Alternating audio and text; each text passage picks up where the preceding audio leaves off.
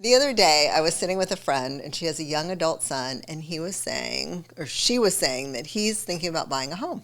Okay. And she said he has no idea what he's supposed to be doing. Oh, no.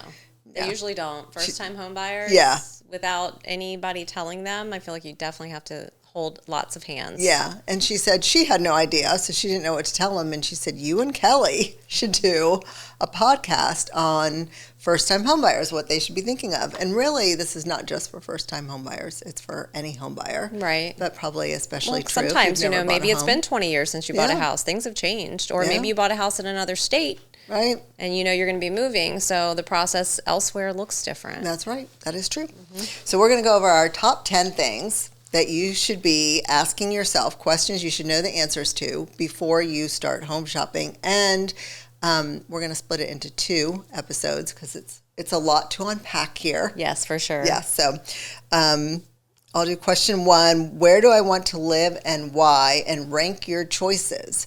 So location is what they say, and you better know where you want to live. And that means not just, I want to live, in our case, Brevard County or the Space Coast. Where?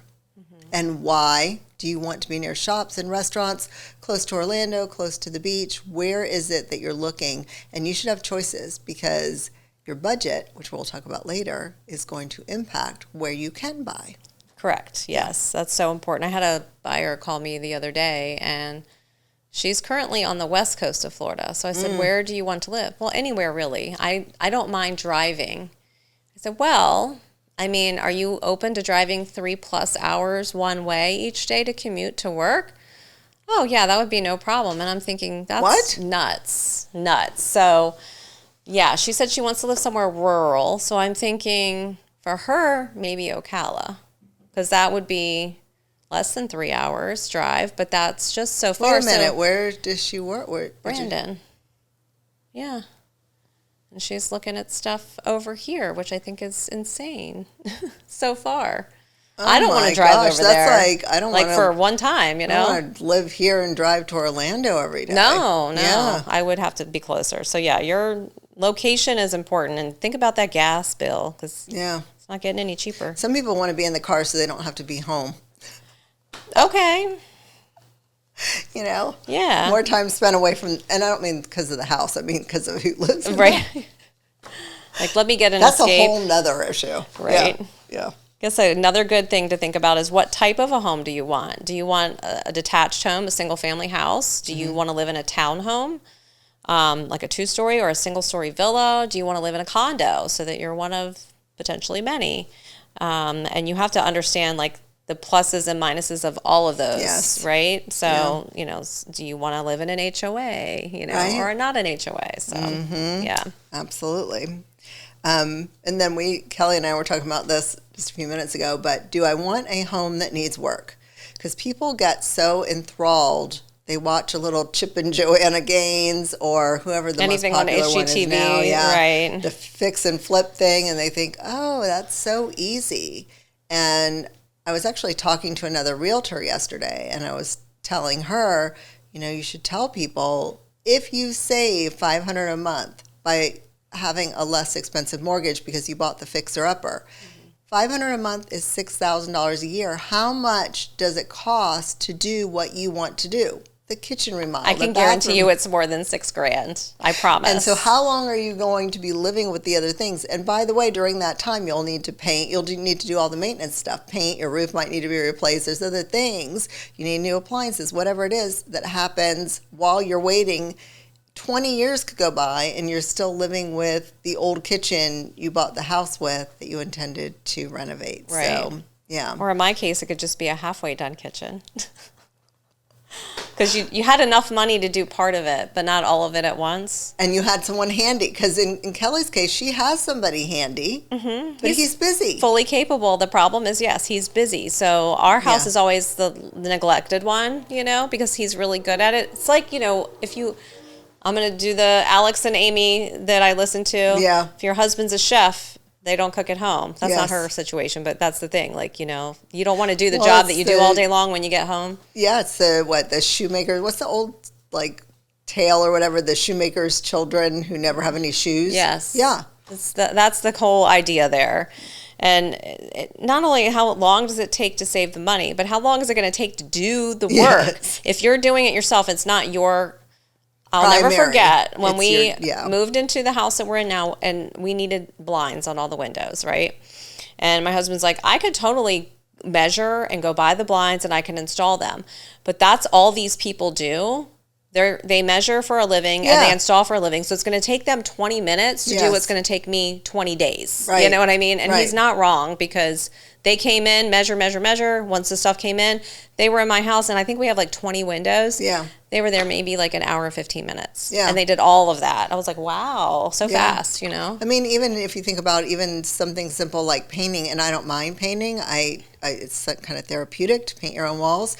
But the time involved and just, am I going to paint one wall and the other 3 walls in the room will be... That's what will happen to me, because I will immediately lose interest after I'm very all in. I went and bought the paint. I'm excited.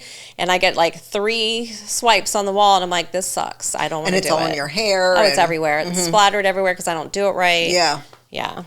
So make sure you're doing that, and don't underestimate what things cost. That's what we would say. Don't underestimate what things cost. Yeah.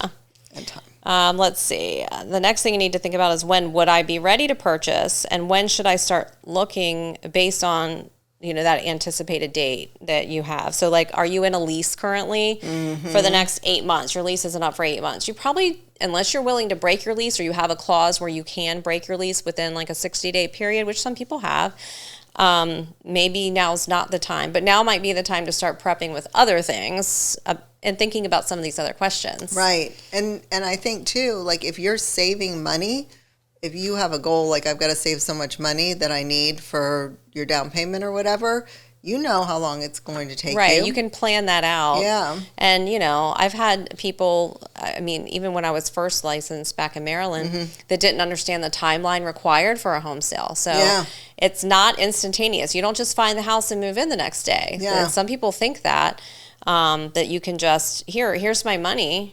Even if they're paying cash and they're not getting financing, they think, here's my money, I want to move in. But it's not just the money that has to be figured out. There's like a lot of title work that has to be done. And the person has to move out. They have to have somewhere to go. Right. So there's a negotiation there of when you want to move in and when they want to be out. And like you said, title and all that other stuff. Right, yeah. So it's a process. So even on a vacant home, it can take, 10 days is like super fast, I feel like. Super fast. We used to say 15 days just to get all the title work done and everything done and not be comfortable. Rushed. Yeah, for sure. And then your list. We talk about this all the time. Make a list. Make a list, not in your head. Put it down. Write it on paper. Yes. Put it in your computer. Put it in the notes section of your phone. Put it somewhere. What you must have in your next home or in the property you're buying, and what is nice to have, and have 2 separate lists. Right. And also you can make a list what you don't want. Like, I absolutely do not want an HOA. I absolutely do not want an HOA. Put that down so that you can give that to the person you're working with. And I feel like you also have to kind of, sometimes with your absolutely have to haves or don't wants, also keep an open mind. Are you willing to, like carpet, for instance, if that's a no-go for you, can you buy a home with carpet and either negotiate some closing cost assistance so that you can replace the floors like before you move in or right after you move in, things like that. Or I've had people tell me before, it has to have a fence. Well, can we put a fence in? Because that's something that doesn't really disrupt your day-to-day living, putting a fence in for the most part. It's just an expense. And it's a quick thing to be done. So, Right. If you can't put a fence in, then that doesn't work for you. If they restrict fences or something like that. Yeah. Some people, I just had somebody, was it a couple of days ago, anyway, who was like on a lake. The house was on the lake. And they're like, well, will there be alligators? Probably. There will be alligators. It's Florida. There will be alligators at some point in the life of this lake. Yeah. I lived on a lake that had alligators in it, and they never knocked on our door. So it was not an issue. We had not a fenced yard either at the time, but it was a newer neighborhood. So I don't know. It just seemed like maybe they would just be baby gators that were there. I don't know. Mini ones. I didn't measure them. I just would see their little, sticking out of the water kind of thing. Yeah, every now and again, somebody will take a picture of it like laying on a bank. But like, I'm not fishing in the lake. I'm not wading in it. I just want it to look pretty from in my house. Yeah. Yeah. Yeah. And it can look pretty with alligators in it. Sure can. That's right. I think that's it for this first part. Yes. And we'll stay tuned for the next one. Yeah. Yeah. That's it. Cheers.